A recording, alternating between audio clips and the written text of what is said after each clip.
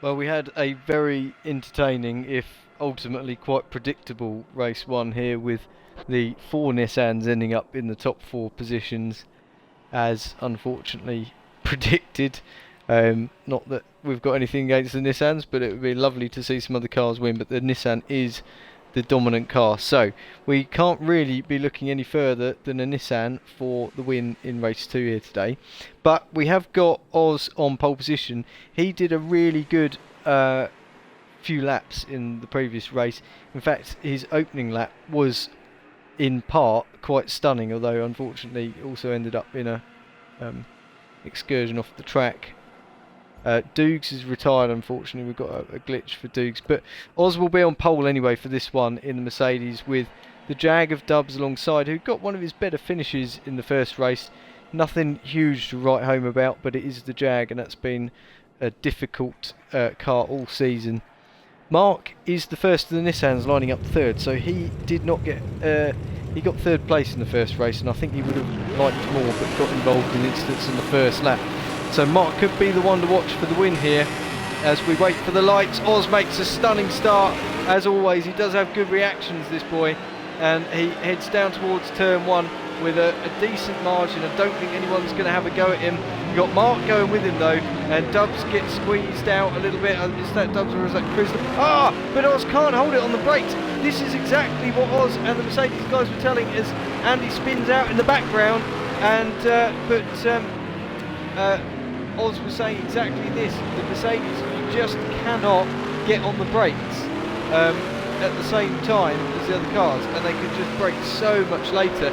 And so we've got Mark through in the lead, and Lee's already up to second place because I think he's going to sweep around the outside of Oz. He does. Oz drives excellently again and does not fight the position. There's contact in the background. Oh, one of the Jaguars, one of the Mercedes, and now one of the Nissans goes up and over. That's Coops taken out, championship contender, and Dom is facing the wrong way. Oh, that all happened so quickly, but there were cars off everywhere, and just watching Coops' car roll over and over. But that could put paid to this man's championship hopes, because he needed to finish ahead of Lee in this one, and it's not going to happen because Lee's up to second place. He's trailing Mark at the moment. Andy is sort of snuck through there to fifth place. Dubs is in fourth though in the Jag, but he's under pressure from Andy almost immediately, and I don't really think he's going to be able to do much to hang on from this man. We'll go on board with Andy as we head down towards the hairpin. I think the move's already done before they even hit the brakes, and Dubs has to back out of it, but he's driving well, driving sensibly, and could pick up another decent finish in this. He's got a good gap back, and Andy spins coming out the final turn, tries to get the car back under control but struggles, and now Dubs goes back up to fourth position temporarily, I think, due to the excess overspeed that those Nissans have.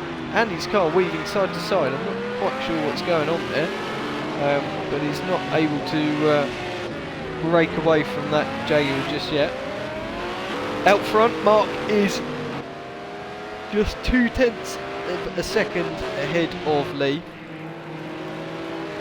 Lee's driving very, very cannily today, and actually he's caught Mark at such a rate that you wouldn't put it past him pulling a second win in two races. He looks towards the inside as they go down towards the right-hander. There's almost contact, but these guys driving really hard and really fair. There was no contact. It was a beautiful piece of driving.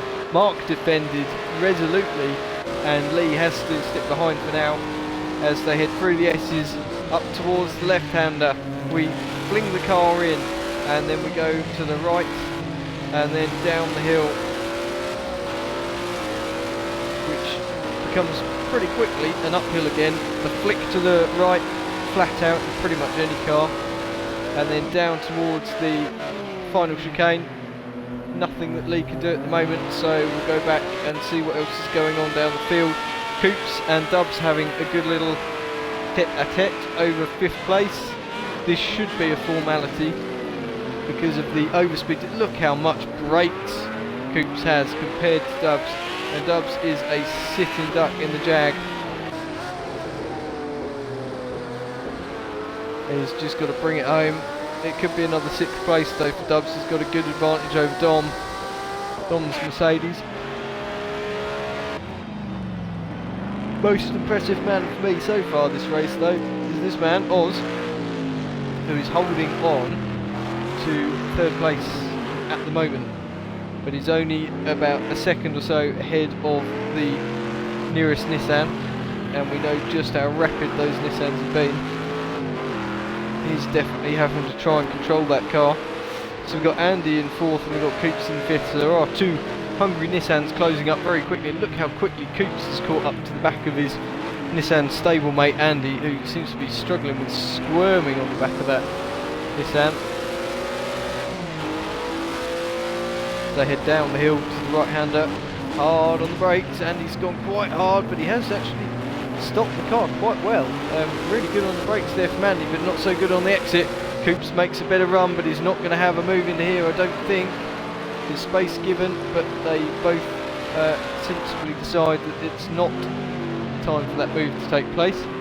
Mark's getting track limits warnings and Andy at the same time, and Coops is going to dive up the inside, then swing around the outside, and Coops is now to 4th, and Oz has not managed to break away. He would have hoped that Coops would have got stuck behind Andy for a little bit longer, because I think this is pretty inevitable. At just under halfway through the race, Mark and Lee getting track limits, infringements, or warnings.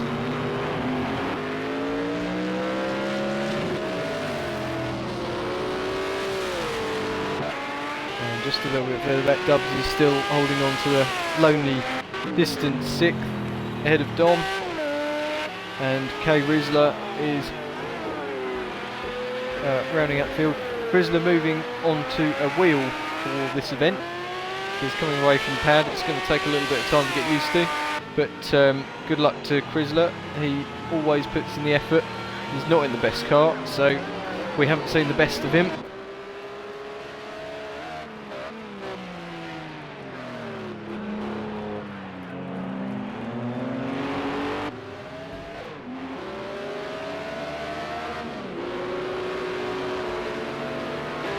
Lee's dropped away from Mark now, so Mark putting in some decent laps.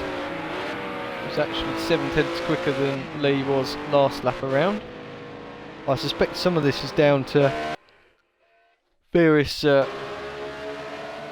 track limits infringements that they're picking up, and they're probably both playing games a little bit, so it'd be interesting to see who actually ends up taking the victory, because I can't see how many seconds these guys are racking up. I suspect Lee's backing off to try and avoid cranking up the penalties, and Mark is perhaps just going for it. He's now over 2 seconds ahead. And we are on lap 5 of 6 now, so 2 to go.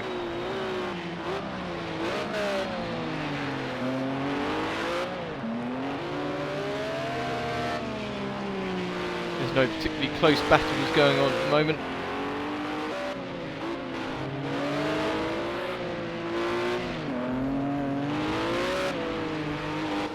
Dom and Andy are reasonably close on track, but I don't know if we saw, but Coops is up to 3rd.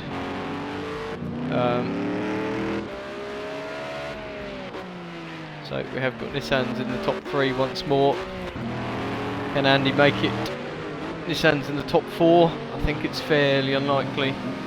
He's 6th at the moment, and he is some 17, 18 seconds. Sorry, no, not that far. He's about 10 seconds behind Oz Phillips, with a lap and 3/4 to go. It is possible, but he's got Dubs in between in the Jag. Dubs really having a very, very decent race, in 5th place in the Jag. Mark and Lee and Andy all getting warnings for track limits. Coops seemingly the only Nissan not being told off at the moment. Oz holds on to 4th. It's been a fairly quiet race for Oz, really. He's done everything he can to put a cat amongst the pigeons, but it's not happening. This is not the track for them. He had that fantastic victory last time out at Monza to go with the 2 that he took at Le Mans earlier on in the season. The only guy to win a race that's not been in a Nissan. It's quite an accolade.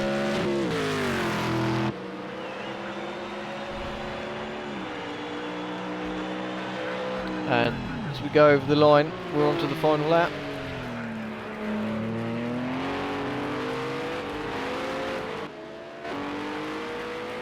No real battle over first place, not on track at least. And we will have to wait to see the track limits penalties at the end to see whether anything gets applied to these boys. Coops is in third, but a very, very distant third, some 10 seconds off the race leaders, but some 12-14 seconds ahead of the next guy, Oz. Dubs is still fifth, and he's got a reasonable buffer over Andy. Andy's really piling in the power, trying to catch up with Dubs. It is probably, with that kind of gap, technically possible that Andy can get up to 5th place by the end of this race, because of that Nissan just being so much better through the corners. You can see just how much she's closing up through here. It's pretty much a flat out affair. You can hear the Jag over the top. I can tell you out in front, Mark has taken the victory. Very well done to Mark. Excellent comeback drive. Lee also drove very brilliantly to get up to second, and Coops will cross the line in third. But we do want to watch what's going to happen between Dubs and Andy. We've got a few corners left to run, so we've got this final chicane. Look how much Andy closes on the brakes. He's pretty much on the back of the Jag as they come down towards the final turn. I don't know that there's going to be enough in it for Andy to make a move. He goes for it. He goes hard on the brakes. He runs into Dubs, and I think he's going to have to give that one back. He does the sweet thing, and he gives it back, but he could lose out himself, because here comes Dom as they head up the line of the Mercedes. Is he going to do it? I think he has. Oh, we'll have to look at the race results for that. But Andy, the victim of his own misdemeanor there, and Chrysler will round out the finishes in 8th.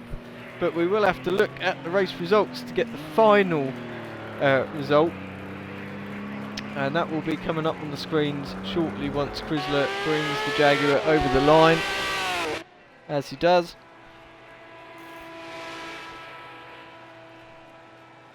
So Mark does win both on track and in reality, both with 2-second penalties for him and Lee.